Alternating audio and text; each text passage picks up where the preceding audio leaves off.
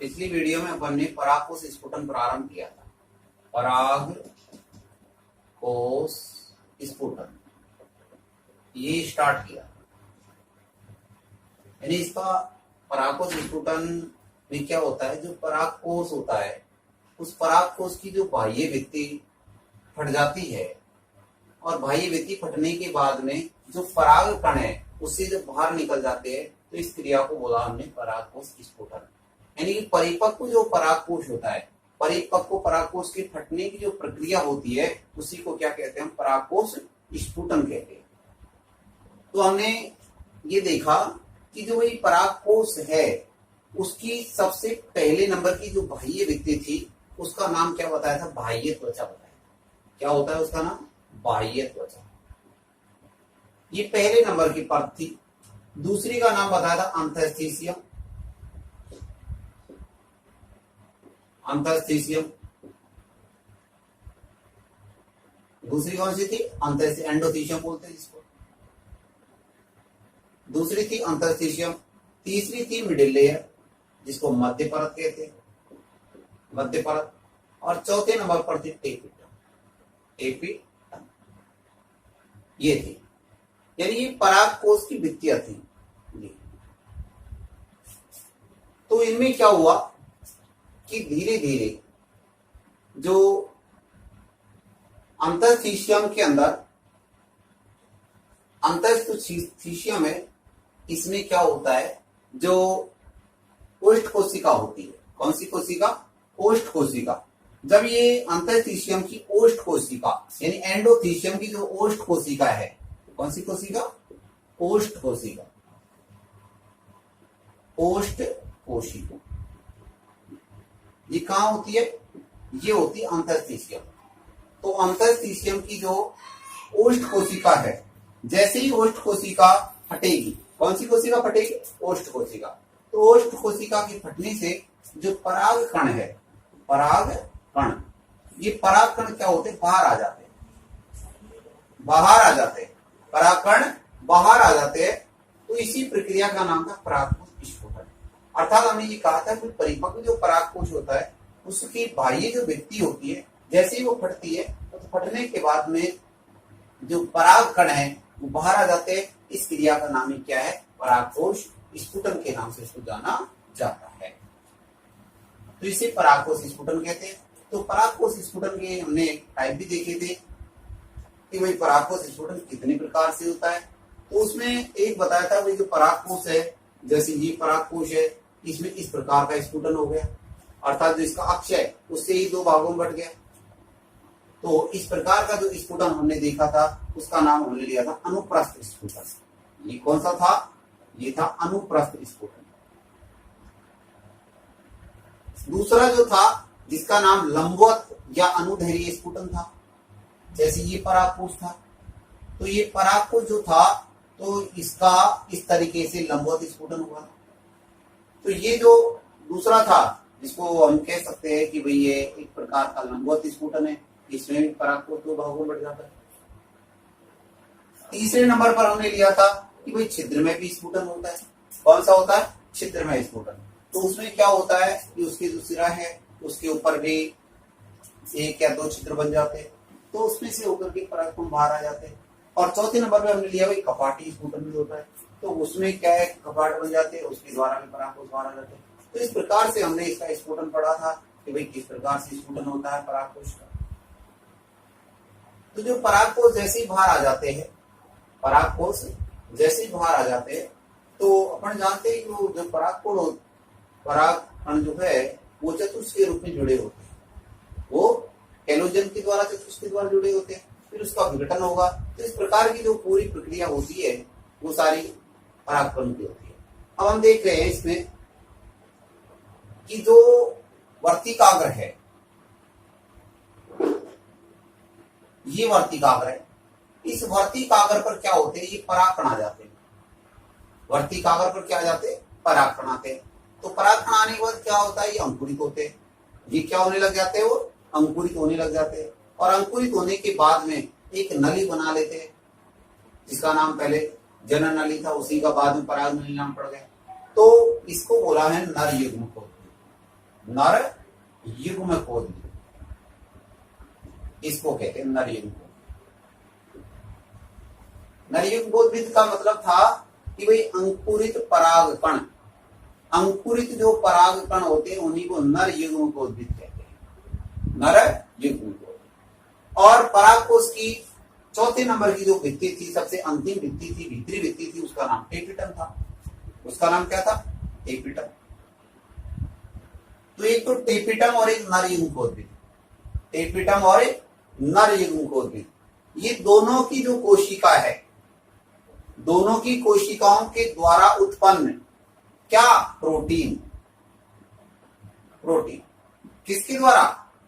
नर युग्मकोद्भिद और टेपिटम, इनके द्वारा जो उत्पन्न जो प्रोटीन है, ये क्या होती है कि ये बाह्य चोल की गुहिकाओं के अंदर और रिक्त स्थान जो होता है उसके अंदर चले जाते हैं। रिक्त स्थानों में क्या होती है?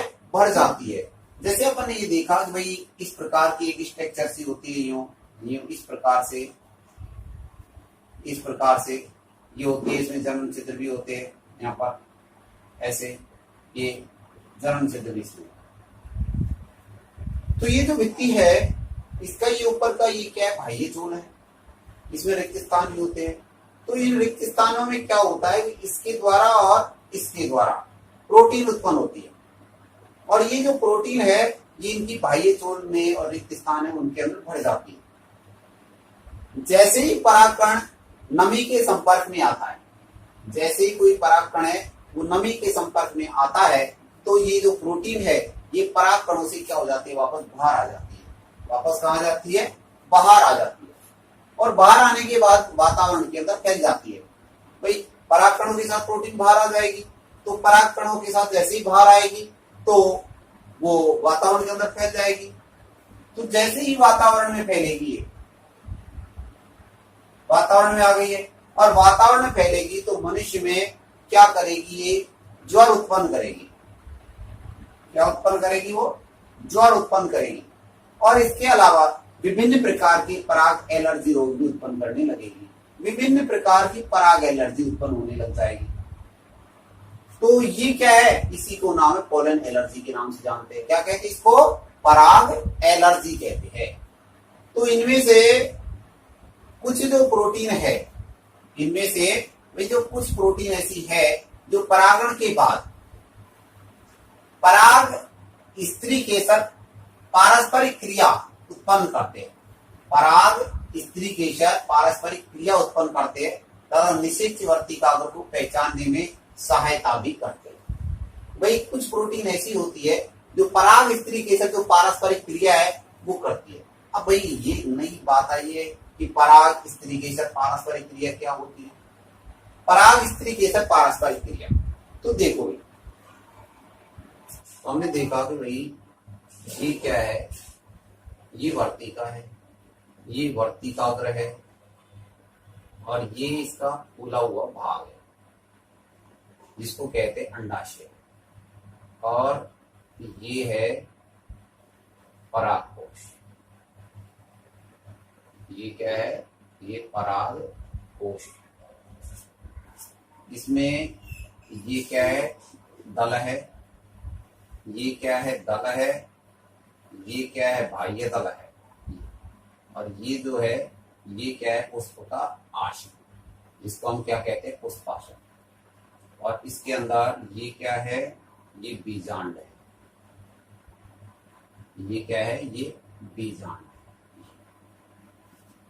ये स्ट्रक्चर हमने देखी थी कि भाई ये तो पुष्पासन है, ये बाह्य दल पुंज हो गया, ये दल पुंज हो गया, ये पुंकेशर हो गया, और ये जो हो गया ये स्त्री केशर हो गया, अर्थात जायांग हो गया। तो हमने देखा कि परागण, सबसे पहले हमको ये देखना है कि परागण क्या होता है। परागण, परागण का मतलब होता है, इसको कहते हैं परागकोश। इसमें क्या होते हैं? परागकण होते हैं। क्या होते हैं इनमें? इनमें होते हैं परागकण। ये परागकण है वो यहाँ से लेकर के यहाँ पहुंचता, कहाँ से? यानी परागकोश से और वर्तिकाग्र पर पहुंचते हैं। इस क्रिया का नाम क्या है? परागण। इसको क्या कहते हैं? हम परागण कहते हैं। ये परागण है, ये परागण है। परागण भी हमने ये देखा कि दो प्रकार का होता है। एक होता है स्वपरागण और दूसरा होता है परपरागण। दो प्रकार का होता है, एक होता है स्वपरागण और दूसरा होता है परपरागण। स्वपरागण में हमने देखा कि भाई जैसे हमारे पास ये पादप, कोई पादप लगा हुआ है, इसमें यहां पर कोई पुष्प लगा हुआ है, इस जगह फूल पुष्प लगा हुआ है, एक यहां पर भी लगा हुआ है। तो इसी पुष्प में क्या होता है, जैसे इस पुष्प का यहां पर इसी में पुष्प में क्या होती है, वर्तिकाग्र भी होती है और पुंकेसर भी होता है। तो यदि इसका पुंकेसर इसी पुष्प की वर्तिकाग्र में पहुंच जाए या इसका पुंकेसर इस पुष्प की वर्तिकाग्र में पहुंच जाए, अथवा इस पुष्प का पुंकेसर इस पुष्प की वर्तिकाग्र पे पहुंच जाए, तो ये जो क्रिया है इसी का नाम है स्वपरागण। इसी का नाम क्या है, स्वपरागण। स्वयं की जो वर्तिकाग्र है उस पे चला जाता है। दूसरा था परपरागण। जैसे दूसरा पादप हमारे पास ये है, ये दूसरा पादप है, ये वाला, इसमें एक पुष्प यहां पर आ रहा है, एक पुष्प इसमें यहां पर आ रहा है। यदि इस पुष्प का जो परागकण है, परागकोश से यहां से कोई परागकण निकला और यदि ये परागकण दूसरे पादप की पुष्प की वर्तिकाग्र पर चला जाए, दूसरे पादप के पुष्प की वर्तिकाग्र पर यदि परागकण पहुंच जाता है तो इसे कहते हैं परपरागण। पर यानी पराया, दूसरा, उस पे चला जाता। तो होता क्या है, देखो अब यहां से परागकण वर्तिकाग्र पे पहुंच गए, तो हर प्रकार का जो परागकण है वो वर्तिकाग्र पे जा रहा है, क्योंकि स्वपरागण में तो उसी का परागकण जा रहा है। लेकिन जो परपरागण है, ये परपरागण किसके द्वारा होता है, ये वायु के द्वारा भी होता है, ये जल के द्वारा भी होता है, ये कीट और जंतुओं के द्वारा भी होता है, इनके द्वारा भी होता है, चमगादड़ के द्वारा भी होता है। तो इनके द्वारा परपरागण हो रहा है।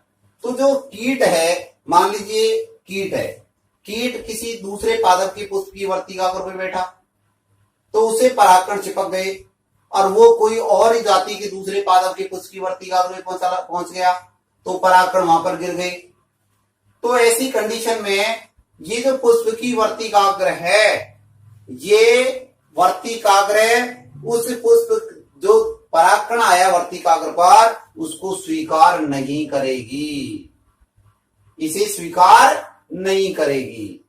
तो जो परागण है वो बिल्कुल सही प्रकार के परागकणों का स्थानांतरण सुनिश्चित नहीं करता। कि भाई जो परागण है, ये जो परागण है, ये परागण बिल्कुल सही प्रकार के परागकणों का स्थानांतरण सुनिश्चित नहीं करता। ये ध्यान रखने की बात है इसमें कि परागण बिल्कुल सही प्रकार के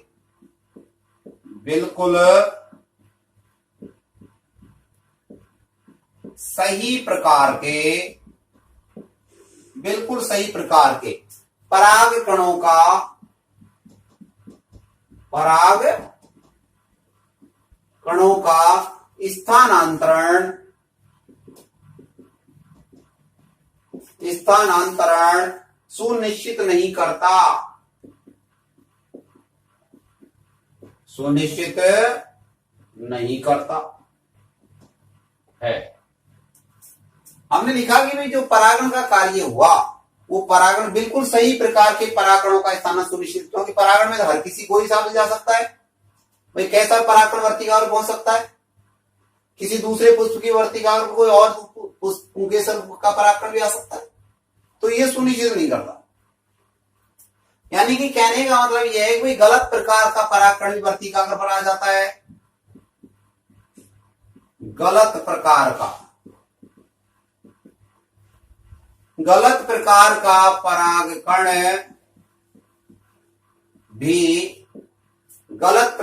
परागकण भी पुष्प की वर्तिकाग्र पर आ जाता है, पुष्प की वर्तिकाग्र पर आ जाता है। कहां आ जाता है? पुष्प की वर्तिकाग्र पर आ जाता है। गलत प्रकार का भी आ जाता है। तो जब गलत प्रकार का भी आ जाता है तो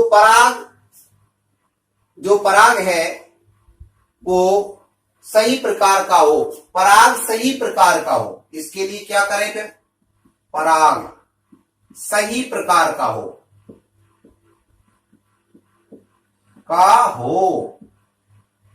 भाई, उसी को तो स्वीकार करेगी वर्तिकाग्र।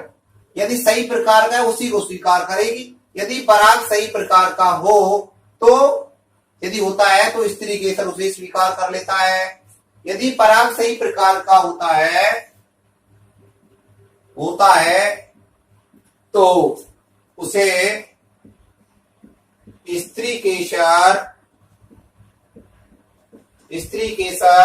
उसे स्वीकार कर लेता है।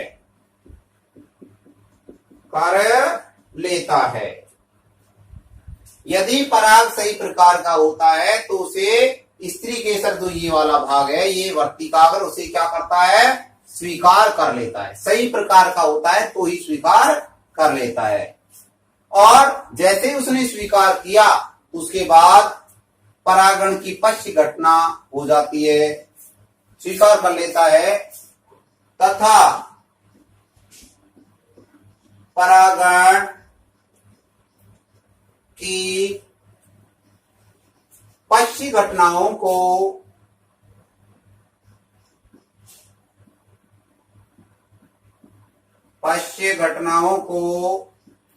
प्रोत्साहित करता है।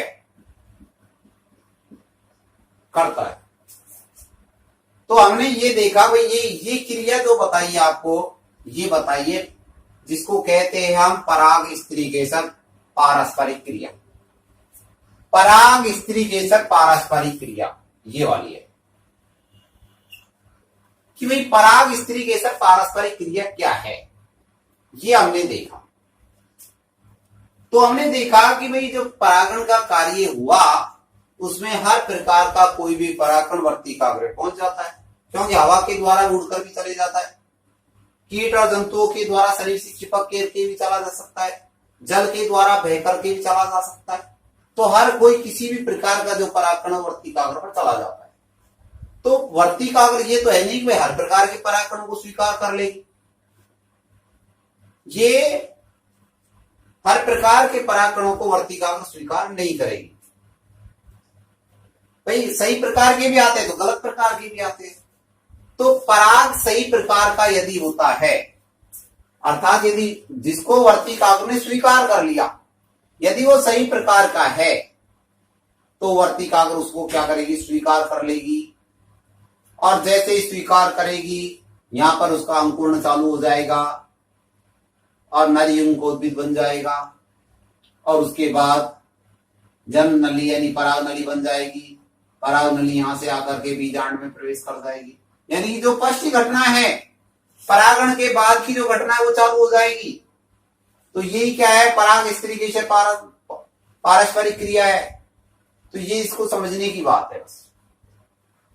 तो हमने यही लिखा कि नर युग्मकोद्भिद व टेपिटम कोशिकाओं द्वारा, यानी पराग एलर्जी होती क्या है इसको समझो पहले, पोलन एलर्जी, कि नर युग्मकोद्भिद व टेपिटम कोशिकाओं द्वारा उत्पन्न प्रोटीन, इनके द्वारा क्या उत्पन्न होती है? प्रोटीन। ये बाह्य चोल की गुहिकाओं व रिक्त स्थानों में भर जाते हैं। जो हमारा परागकण था उसकी जो बाह्य चोल है उसके अंदर चला जाता है। ये परागकण जैसे ही नमी के संपर्क में आते हैं,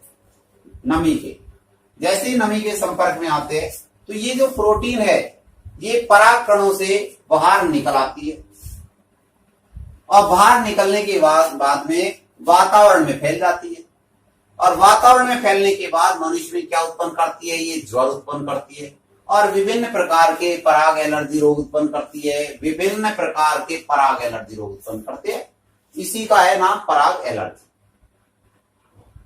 इनमें से कुछ प्रोटीन ऐसी होती है कि जो वही परागण के बाद में पराग इस तरीके से पारस्परिक क्रिया है उसको भी उत्पन्न करती है। निषेच वर्तिकाग्रों को पहचानने में भाई जो निषेचन योग्य है, नर और मादा युग्मकों का जो संलयन है, फर्टिलाइजेशन है, उसको पहचानने में सहायता करती है। जैसे हमने एग्जाम्पल लिखा गाजर घास, पार्थोनियम, गाजर घास, चीनी पोडियम, ये क्या है, चीनी पोडियम आदि के जो परागकण है, किस किसके, गाजर घास के और चीनी पोडियम आदि के जो परागकण है वो मनुष्य में क्या करते हैं, एलर्जी उत्पन्न करते हैं। क्या करते हैं, मनुष्य में एलर्जी उत्पन्न करते हैं। तो मनुष्य में एलर्जी उत्पन्न करने का कारक का नाम हमने बता दिया कि भाई गाजर घास और चीनी पोडियम इसके जो परागकण है ये मनुष्य में एलर्जी का कारण होते हैं। तो ये हमने देखा भाई पराग एलर्जी, तो इसको इसी का नाम क्या है, पराग एलर्जी के नाम से इसको जाना जाता है। तो इससे संबंधित अब एक प्रश्न देखते हैं पहले इसमें कि भाई एक प्रश्न बन रहा है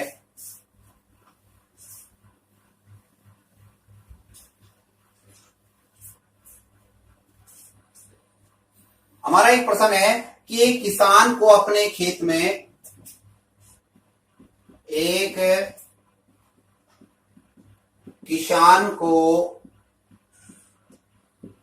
अपने खेत में, क्वेश्चन है हमारा, एक किसान को अपने खेत में काम करके लौटने के बाद,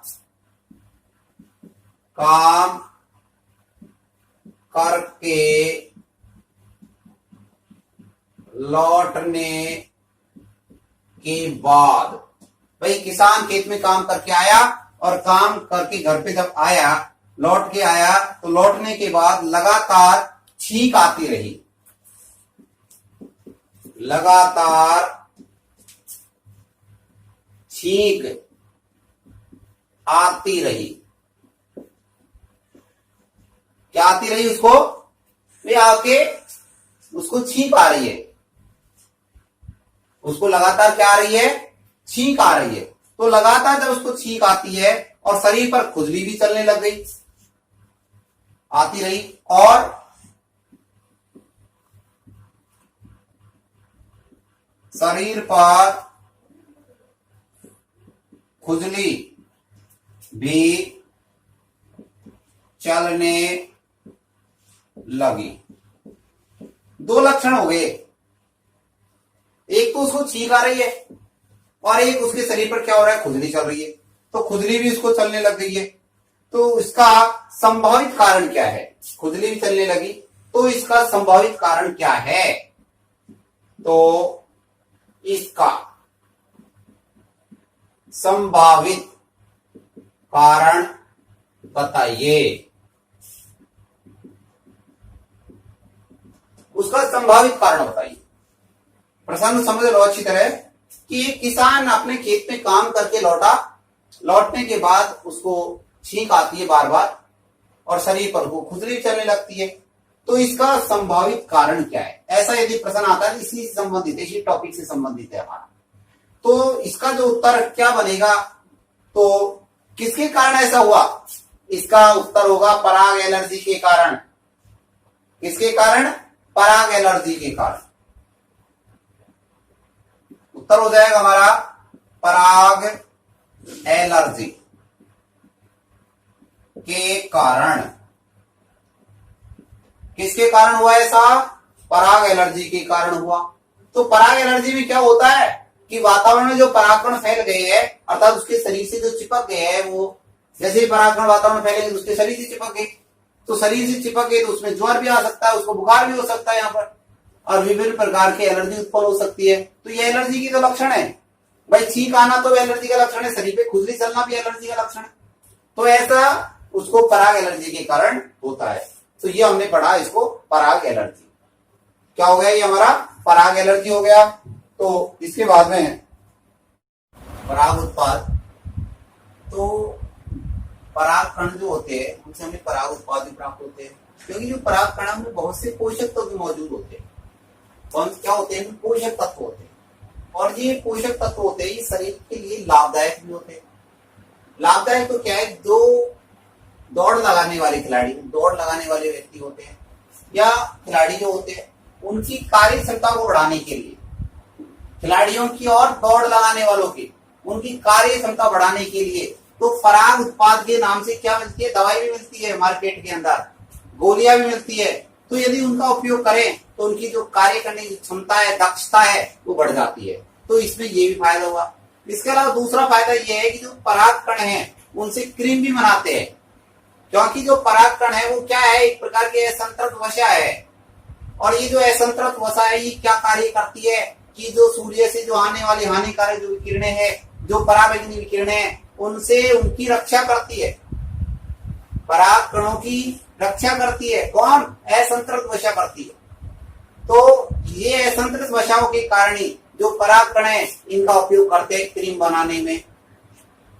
तो एक तो हो गया भाई इसकी खिलाड़ियों की, दौड़ लगाने वाला जो भी कोई है, यदि कोई दौड़ लगाने वाला घोड़ा है तो उसको भी इसको खिला सकते हैं। तो उनके अंदर ये दवाई के रूप में काम कर रहे हैं, शक्ति बढ़ाने के लिए दी जा रही है, कार्य क्षमता बढ़ाने के लिए दी जा रही है। इसके अलावा इनका उपयोग क्या है? क्रीम बनाने में भी होता है। तो ये था पराग उत्पाद। वैसे कुछ ज्यादा इंपॉर्टेंट नहीं है टॉपिक। अब देखते हैं हम परागकण जीवन काल। परागकण जीवन काल कि जीवन काल का मतलब होता है भाई कि जब तक व्यक्ति क्रियाशील रहता है, जब तक व्यक्ति एक्टिव रहता है, वही उसका क्या होता है? जीवन काल। क्योंकि अनएक्टिव होने के बाद वो कार्य नहीं कर पाता। अनएक्टिव का मतलब वो अब उसका शरीर काम नहीं कर रहा। तो जब तक वो यानी कि क्रियाशील है तो उसी का नाम क्या है? उसका जीवन काल। यानी जीवन काल वह समय है जिसमें परागकण क्या रहते हैं? एक्टिव रहते हैं, क्रियाशील रहते हैं, वो उसका क्या कहलाता है? जीवन काल कहलाता है। तो भाई जो जीवन काल है ये टेम्परेचर के द्वारा, नमी की आर्द्रता के द्वारा, आनुवंशिक क्षमता, इनके ऊपर डिपेंड करता है। भाई कितना तापमान है, क्या आर्द्रता है, क्या आनुवंशिक क्षमता है, ये सब इनके ऊपर डिपेंड करेगा। तो परागकणों का जो जीवन काल है ये कुछ मिनटों का भी हो सकता है, कुछ दिनों का भी हो सकता है, कुछ महीनों का भी हो सकता है। तो ये सबका अलग अलग जीवन काल होता है। जैसे यदि अपन देखें कि भाई जो धान और जो गेहूं है, धान और गेहूं, इनका जो जीवन काल है वो ज्यादा से ज्यादा 30 मिनट का होता है। धान और गेहूं के परागकणों का जो जीवन काल है वो लगभग 30 मिनट होता है, इससे ज्यादा नहीं होता है। तो जो परागकण है इनको कृत्रिम रूप से सुरक्षित रखने के लिए क्या करना पड़ेगा? द्रव नाइट्रोजन में, द्रवित जो नाइट्रोजन है उसमें -196 डिग्री सेंटीग्रेड टेम्परेचर पर उनको रख सकते हैं। यदि द्रव नाइट्रोजन में -196 डिग्री सेंटीग्रेड पर रखा है तो परागकण कई वर्षों तक सुरक्षित रख सकते हैं, कई वर्षों तक वो सुरक्षित मिलेंगे हमको। तो ये सुरक्षित जो रखे हमने परागकणों को, उन्हीं को क्या कहते हैं? पोलन बैंक बोलते हैं। POLLEN, pollen bank. इसको पोलन बैंक का मतलब पराग बैंक के नाम से इसको जानते हैं, जिसमें सुरक्षित जो परागकण है रहते हैं, उसी को है। तो ये हमने देखा कि भाई पराग उत्पाद क्या होते हैं और परागकण का जीवन काल क्या होता है।